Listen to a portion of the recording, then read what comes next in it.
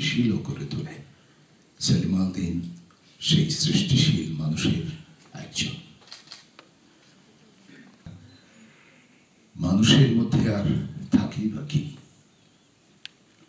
প্রথম অনুযায়ী আজ আমাকে সঞ্চালকের দায়িত্ববান পুরুষ সেলিম আল দীনকে ঘিরে আমাদের আলোচনায়, আমাদের আনন্দে, আমাদের দুঃখে, আমাদের ভালোবাসায় সবসময় বাংময় হয়েই থাকবে।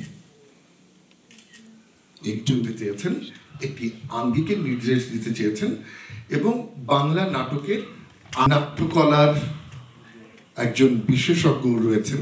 তার জীবনের যাদের স্মৃতিতে আছে জানেন, আইরিন পারভীন লোপা একসময় শিশু শিল্পী ছিলেন, বড় হয়ে তাকে আমরা হারি। বাংলাদেশের অন্যতম একজন নাট্য বিশেষজ্ঞ আইরিন পারভীন লোপা আজকের যার নিরিখ সমাজের উপস্থিতি এবং কাজে রয়েছে। আমি যখন ঢাকা বিশ্ববিদ্যালয়ে ভাষা তত্ত্বে পড়াশোনা করেছি, আমার বিষয় ছিল আসলে সমাজ।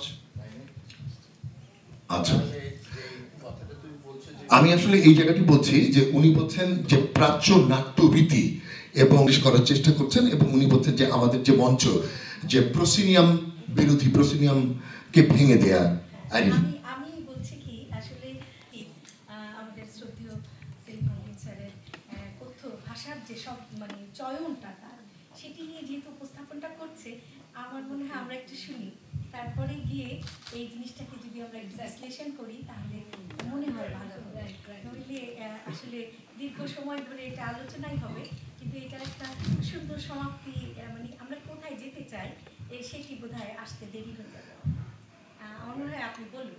যে উপনিবেশ বাণী বিভাজিত করেছে আমাদের মগজের, আমাদের মননে, এবং একটি বিভাজন সূত্র এঁকে দিয়েছেন। এটা সেলিম আল দীন বারবার মনে করতেন, এবং বাংলার যে একটি শিল্প রূপ এবং যে নাট্য আদলটি আমরা মুখের রেখায় কিরকম নুন জমে আছে, মুখের রেখায় নদী ও বয়স যুগল নাচে।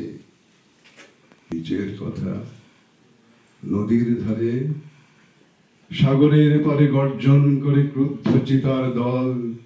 বিশাল উদাস দূর মেঘমালা, খুব তো সহজ এই অবহেলা অবহেলা খেলা, তবু আমি চলে